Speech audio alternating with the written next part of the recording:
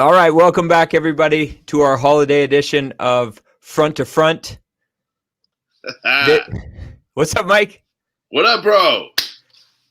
Well, we're pre-recording this on account of the holidays, so it's great to see you earlier in the week, and I'm really excited to get down to business. Hollywood magic. We're making magic one week at a time. Exactly right. So how you been? What's going on? I'm good, man. It's the holiday season here. We're getting ready for a one of the most dangerous super spreader events yet, and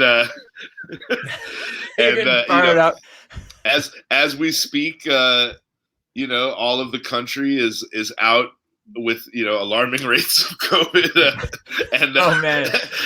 and particularly where I live, we are spiking in percentages that are insane. But we're all we all gonna go have group dinners. Oh God! Well, stay safe. You got to eat the fear away, I guess. That's what I've been doing all my life, Pete. And then turns out I've been horrified this whole time. Well, I'm really glad that you could jump on a day early, and we could do an abbreviated version of Front to Front because, man, it's this is what gets me through the weeks at this point. It is the best. I think it's the highlight of all of our weeks. So, that being said, we got a couple vids, and you brought one. You brought an amazing one. Can you set it up for me, because you started to, and then I was like, no, save it. This one took a long journey. This was essentially about 20 years ago. Me and my friend Alex Hackford were living together, and we were just hanging out, watching TV as a couple of college kids will. And it was late in the evening, and I think we were watching sports news, and then all of a sudden we started hearing all these sound effects, all these little like, and we're like, what the hell? And then we looked, and it was just like a montage of NFL players smacking each other in the butt, and like coaches and players kind of commenting on it in a more than, I don't know, I would call it candid, to put it gently. There's definitely some people that say some pretty crazy shit, and it was literally a thing where, you remember they used to do this thing where it was like, if you need a recorded copy of this broadcast, you can call the NFL. Like it would like give you, like, it was just like, I never knew like why would anyone want or need that, Yeah.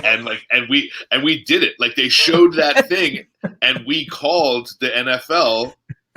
And they were like, cool, give us your credit card number. It's like $29.99 or something. And keep in mind, it's a 4.5-minute movie. And then like 6 to 8 weeks later, this burned DVD of this showed up, which we managed to keep. My friend Alex had it, but it's like technology wasn't what it was. There was no YouTube. There was nothing like that. We just had it on this one DVD. And then his house was robbed like 10 years later, and someone stole his entire DVD collection, because they really wanted something that was going to be hard to sell, I guess. And and so it was just gone. And we remember thinking, we're like, oh, well, it's okay. Like, there's YouTube now, and there's all this stuff. Like, we're going to surely be able to find this butt slap documentary, no problem. Like, there's not a trace of this thing anywhere. The NFL wanted it wiped off the web. And every year we have talked about it. Like, no, dude, like, come on, like, there's more YouTube. You know what I mean? Like, everything is on YouTube. Like, every commercial, every mixtape. Like, there's tapes that I put out like 20 years ago that I made like 100 copies of that are on YouTube. This is something that was by the NFL on NBC. Nowhere to be found. And so we're talking about it. We're looking for it. And obviously there is no number to call the NFL and get it. Alex has tried calling NBC the way that we did back in the day. He's like, sir, we have no idea what you're talking about. And we're, we don't, because he's like a high up. He's got like a fancy job and like knows people now. So like, this is the kind of thing that he should be able to make a call and get. And like, it's just no existence. But we've kept like Google searches for it. all these years, and it came up as a like somebody posted a DVD on Amazon like for sale, and it's just hours of like nonsense from the NFL. You know what I mean? It's just like great plays of the late 90s or something like that. Like it's really bad, and then it has like in the bonus footage it just said butt slap documentary, and then he was just like, there it is, like No. it has to be it. So essentially we had to order a DVD from Amazon from like a weird like seller that had 2 reviews that was like non-prime, and it said it was going to take like 3 weeks for the DVD. Like it kind of had a nice old school charm to it. And then it showed up, and then I just ripped it the other day, and I checked, and it's still not on YouTube. So as you can see, do you have it there in front of you? How many does it have any views yet? No way! I didn't realize that you had just uploaded this. So this is it's got 10 views. It's got 10 views. So like this, we're essentially having a premiere for this right now. This is basically a world premiere.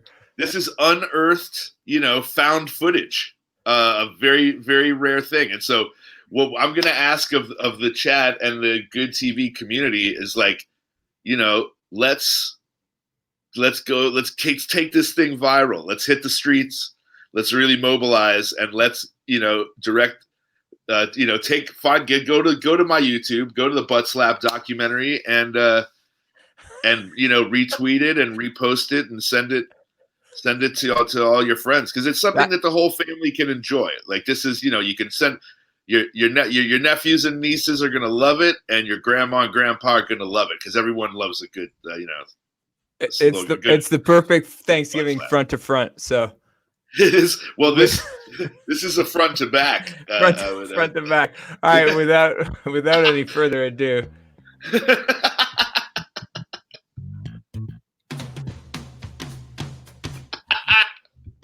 In the NFL, there are many ways to celebrate a big play.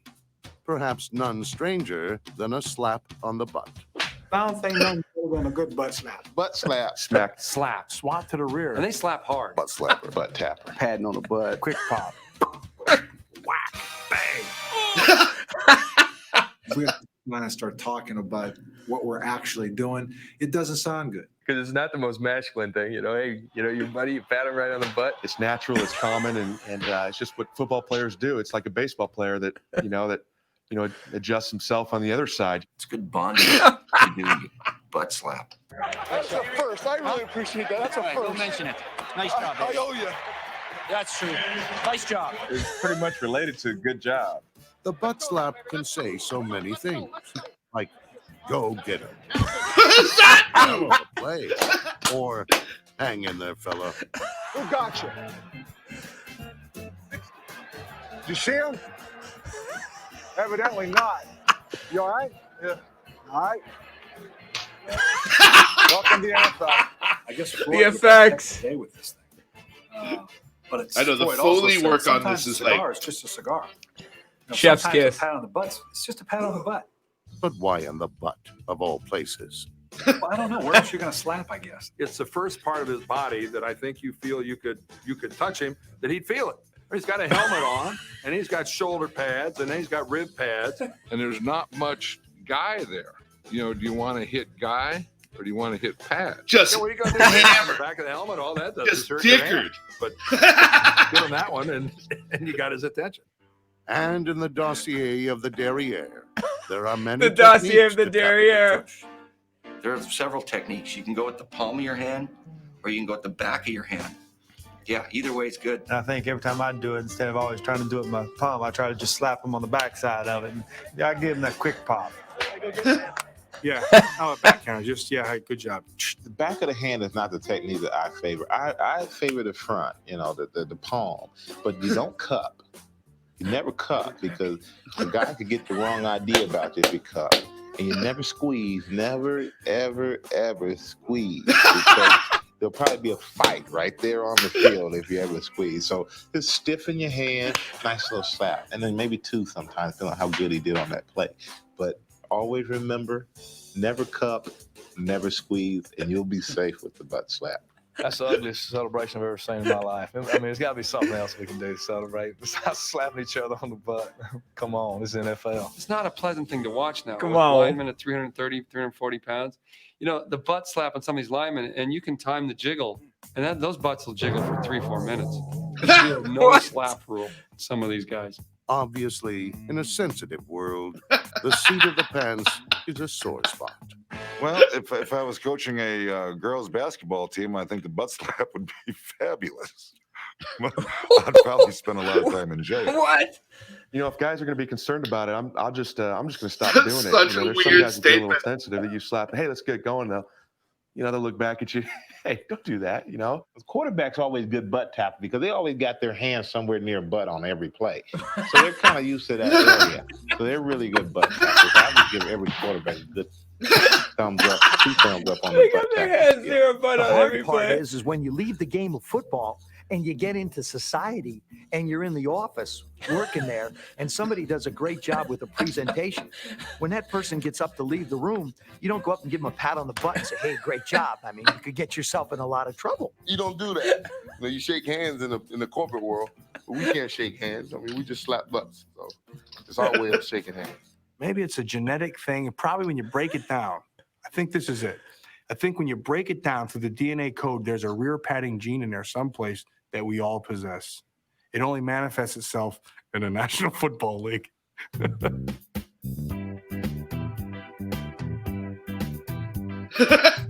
Always remember The music. never cup, never squeeze, and you'll be safe with the butt slap.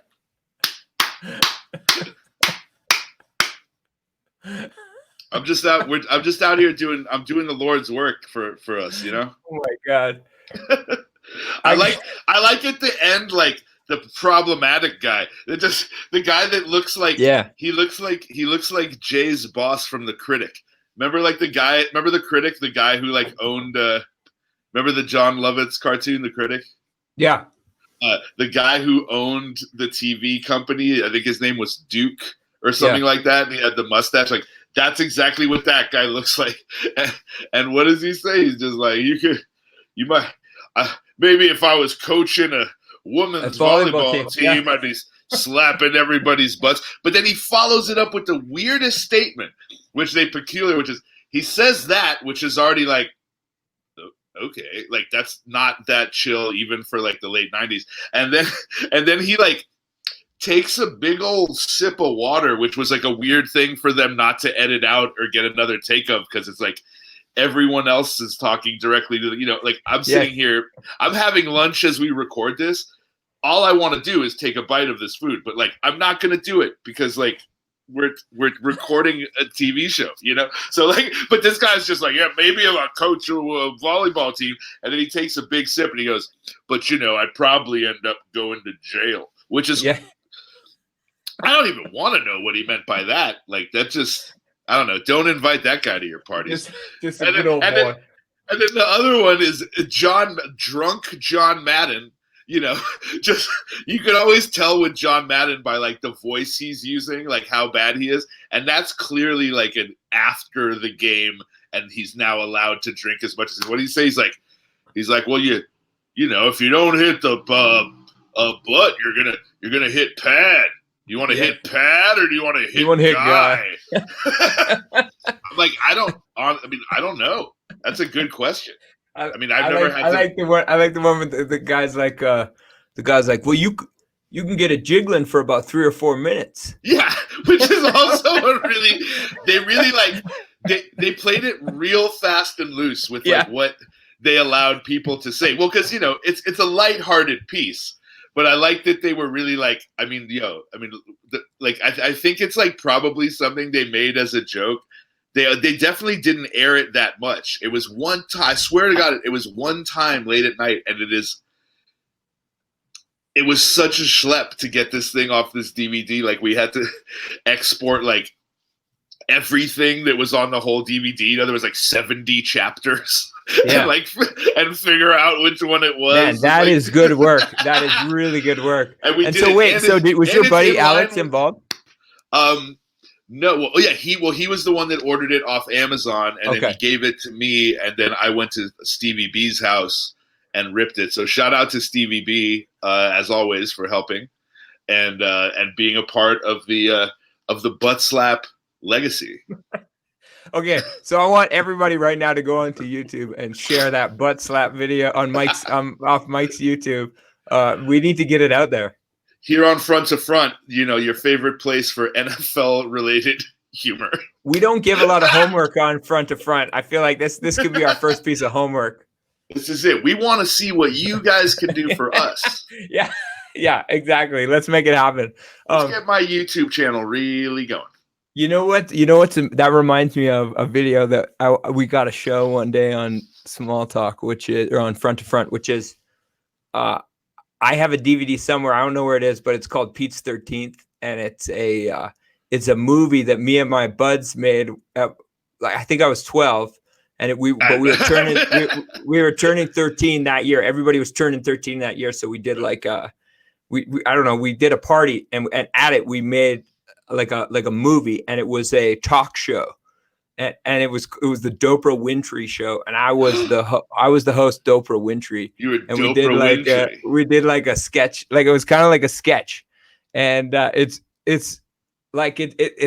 legendary in my friend group, and I have it on DVD. It was on VHS, transferred to DVD, and then now I don't know where it is. It's somewhere. Maybe, but, we'll do an episode. I've been going through tons of VHSs and old stuff and digitizing stuff, and I just recently digitized a ton of high school stuff, and face it, it was only gonna be a matter of time before both of us just use this as an opportunity to show what great talents we are. Now that we've suckered you in with high quality YouTube entertainment, there will be an episode of Front to Front with Pete and I showing home videos from from when we're 13, just subjecting you to a modern version of a slideshow. And in the initial planning meetings, this is how it played out. So. Yeah, no, we saw it. We were like, look, we're gonna reel him in, and then we're gonna give him the goods. Yep.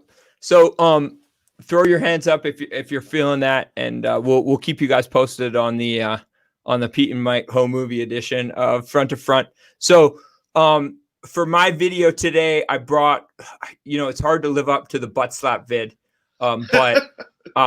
This is from a show that I used to watch religiously as a kid in Canada called Bizarre, and I don't know if you guys got it down there, but it was a guy called John Biner who hosted it, and it was like a Canadian kind of 30-minute variety show, and that's where Super Dave Osborne got his start.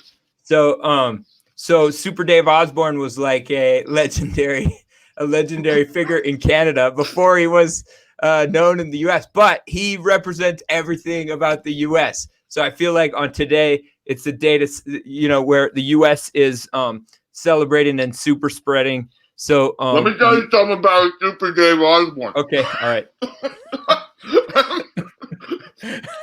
The consummate professional. You're like, I have a sandwich here, but I'm not going to eat it because we're doing a show. Yeah, I didn't know, I had to take a bite. Going, I'm wheeling and dealing. Happy Thanksgiving. But Super Dave Osborne, rest in peace. Born David Einstein, the brother of Albert Einstein, also known as Albert Brooks. Whoa. Yeah. You know what? I knew that, but I've forgotten it. And now that you say it, I mean, they obviously look similar. That's amazing.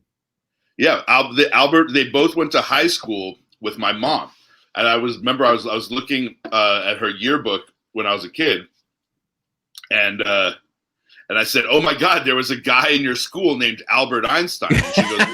And she goes, "Well, look closer and see who that is." And I was like, "Oh my God, Albert Brooks. Albert Brooks is one of my faves, and legend and Modern Romance." Which is one of my favorites too. As you'll remember in the beginning scene when he goes to the Foot Locker, that Super Dave, it plays like his friend that works at Foot Locker, that is selling him the shoes. All right, what year was that? Modern Romance was like 82, 83, something Right. like that. Yeah, it's Right. a really it's a really really good one. Oh man, and then I Albert Brooks is incredible. What was that one he did? Even the one, the more recent one he did where he was like an angel or whatever. I thought that was a great one. More recent is from like 1991. Yeah, was it from 91? You're talking I about feel like Defending Your Life, starring Defending Your Life. That's a great movie. Albert Brooks, Rip Torn, and Meryl Streep. I mean, like, yes, what a cast. man. And yeah, I mean that's I don't know if it's underrated, but it's a great movie if you haven't seen it. I think it's rated in the same way that that movie actually is maybe more better pieced together than a lot of his other stuff, because a lot of his stuff just kind of meanders and you're just waiting for him to make his jokes, like the one with Julie Haggerty, Lost in America, right? Where they're in the RV, and there's she's the one the best. about, yeah, she's so good, right? The airplane. And What About Bob? She's an amazing one too. What a career. Yeah. All right. So that being said, this one is so good. All right, here we go. This is from this is Canadian, more Canadian TV. I like to bring the Canada down to the US. You got to do it. We are going now to Super Dave Osborne, who has once again promised us something spectacular. Super Osborne. Dave?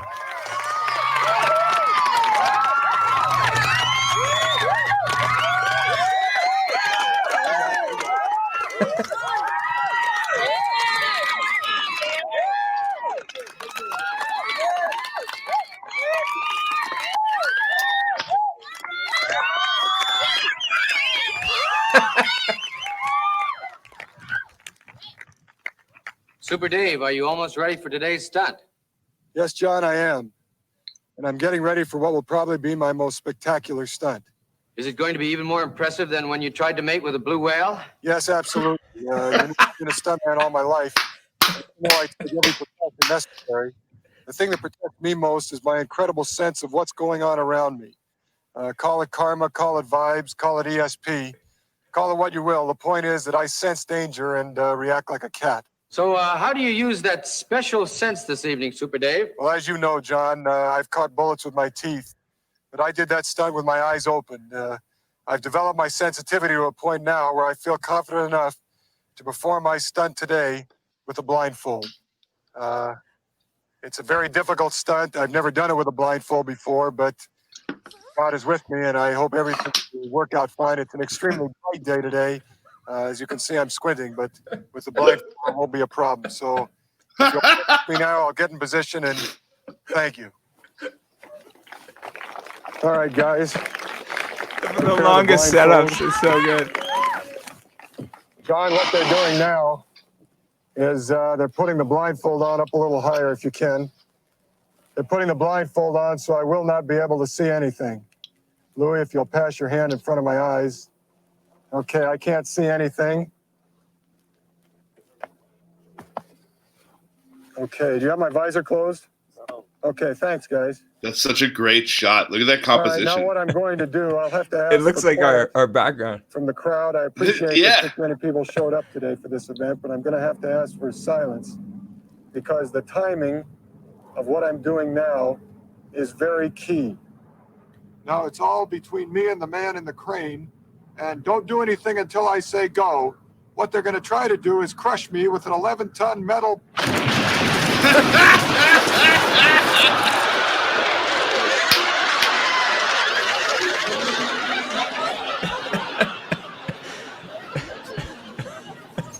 He's okay.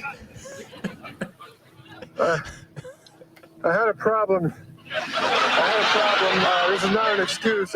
Super Dave doesn't make excuses. But it wasn't the blindfold that did it. It's just that what I arranged with the guy who was running the crane, what I was supposed to do was I was supposed to put my visor down, then lock into the wall, and then he wasn't supposed to move the ball until I said go. Wait, I didn't mean go.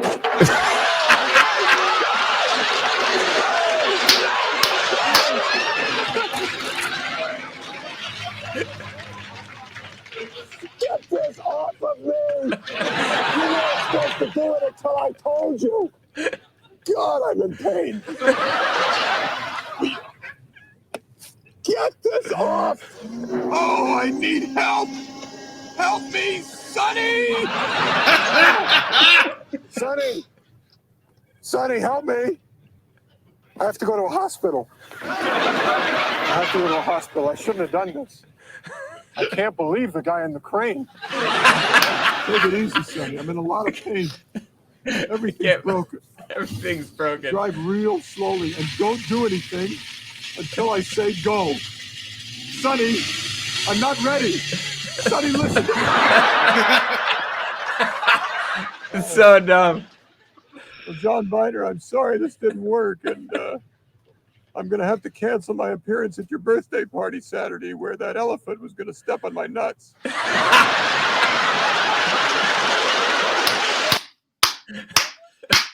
That's one of my favorite things that you've pulled up yet. I don't think I've ever seen that one. And I'm a big Super Dave guy. As you can tell, I know a lot of information about no Super doubt. Dave. Well, I mean, rest in peace, Super Dave Osborne, aka Dave Einstein, aka, as we all know and love him, Marty Funkhauser. He was the best, man. Oh man, well, I just as like a little kid, I remember. I mean, it was hard to find stuff like that on TV, and it would come on, and it was mesmerizing to me because he had the special. It was on and when I was a kid, it wasn't as funny to me. Like, I thought that a lot of it. It took me a while to kind of get. It wasn't until I think high school that I understood the timing and the humor, because it's not subtle. But it's like, as a kid, you're seeing like Evel Knievel and wrestling and this stuff. Like, I kind of didn't understand like why it was funny. Like, I thought this guy was like doing a lot of that stuff, and I thought he was like a real, not like I thought. Like, I couldn't think, like, it was so weird to me, because it is very weird, but it was very, it was based on. I think it's just because the whole character of Super Dave is just based around like all the times that Evel Knievel like didn't make it. Yep. Right, like so people would buy tickets to these events, and then this guy would like fly over a bunch of buses and then like die basically, and like would be laying there like laid out, and everyone would wait. Like, it was really like Evel Knievel was amazing, but he was also just such a weird celebrity, because most of the time he didn't make it. I think Hot Rod explored the same kind of subject a little, where it was just like, it's so ridiculous that we want to watch these guys like jump over buses, like they're probably just gonna break their ass. And Yeah, Super that whole character was so funny because he's like he's Albert Brooks's brother, and now that you know that, you hear it in his voice a little bit, right? Like, especially when he's younger, you hear that they have that same kind of grumble. But Albert Brooks's shtick was so Jewy and and all the like insecure and all this like stuff, and then Super Dave Osborne was this funny like this daredevil character, but then also like there is a little element of like he has no business doing any of this stuff. No, and honestly, he's one of the best straight men of all time. Like, he plays it so straight the whole time. Yeah, well, that's his whole deal. I mean, that's why we love Funkhauser, because he just never knew that he was a fool. He was just always just saying crazy stuff and making crazy. Well, and I think after that they sold it to the U.S. and then he started to do his specials on TV down there. But most Canadians remember the biggest Dave Osborne stunt was when he was going to jump off the CN Tower in Toronto, and then decided not to do it because it was too windy. And then what was it? So he was up there. Was he living in Canada, or he just had a show there? Or? I don't know. Well, it was Bizarre. The show was called Bizarre, and it was a like Canadian variety show, and that was where he got his start. So I don't know how they. So that's where he got his start. So he must have been doing stuff with like Toronto comedy people, and must. I guess you're right. Yeah, I guess you're right. I don't know. I gotta go. I mean, I'm sure this is all stuff we can. We'll all go on Wikipedia. If only there was a way we could figure this out. Yeah. How will I know? How would I? How would I know? If it wasn't in my mom's yearbook, I don't have the knowledge. my dad says that he's never won an argument since the internet was invented. I would because I would because go you could fact check. go as far as to say that the internet has ruined the art of the argument. Like, yeah, my friends and I would have ongoing arguments that would last like years, sometimes decades, like things that would date back to the early 90s where you would have to wait so long, you know what I mean, to be like, Craig T. Nelson was the soccer coach in Youngblood. No, he wasn't. And then and you had to wait until someone was up late at night and Youngblood came on TV, and you would just call someone at home and be like, ha! Turn on HBO right now, motherfucker! Like, told you he was the... And then I think I actually ended up being wrong. It was not Craig T. Nelson. It's a guy that looks like, sort of like Craig T. Nelson. Right. But that was a real like argument that me and my friend, and at parties, you know, when people would be hanging out, you would do that for hours. You would argue about there was no way to figure it out. I'm telling you that, you know, so and so produced this album and did it, and you would go and you would just talk and it'd be like, no, and it would turn, but it was fun. And then now it's just like, hey man, this guy was in that movie, and then like, yeah, no, he wasn't. Okay, cool. And then let's just watch another 8 hours of a mediocre TV show. But I also feel like kind of what my dad was getting at was that if you it's almost like the current political climate is if you say something and you're convincing, then you have a better chance of winning the argument than if you know when there was no way to fact check. True. Yeah. No. You could just. Yeah. There are things that I now try to catch it when I do it, where I'll put like a little bit of an addendum on a statement I make. It'll be like, yeah, hey, do you know that, you know, the reason the sky is blue is because, you know, so and so and so. People are like, really? And I'm like, well, actually, to be fair, that's something that somebody told me way before high-speed internet, and I've certainly never checked. So yeah, maybe and like, true, maybe and I think maybe like half the time there's like some acorn of truth in it. You know what I mean? And then it's like, it's based in some kind of thing, but it's definitely like it was definitely, you know, a lot of it turns out to be like, you know, the kid from Life cereal ate the pot rocks and Pepsi and his head exploded, or just like what, you know, just urban, like some just things getting combined and remembering things that you heard when it was a kid, like our, you know, things that our drunk parents told us when we were 7. So it's like we're too young to really understand it, and they didn't really care what they were saying. And it's like, but you go on and you just say, well, my dad said that this is the reason why women are crazy, you know, or whatever, just whatever, like problematic statements, you know. Yeah, like there was a kid at our high school. Yeah, there was a kid at our high school that had apparently put a like a hamster in a microwave or something, and at the time that was the general. It was the consensus that it had happened, and now looking back, I mean, I'm sure it didn't. It probably didn't. Yeah, right. Yeah. And Mick, you know, they had to pump 20 gallons of semen out of Mick Jagger after he blew David Bowie or whatever. I'm like, first of all, why is David Bowie, you know, shooting 20-gallon loads? And there's a lot of things that are just not right about the statements. So the internet it's a good and a bad thing. The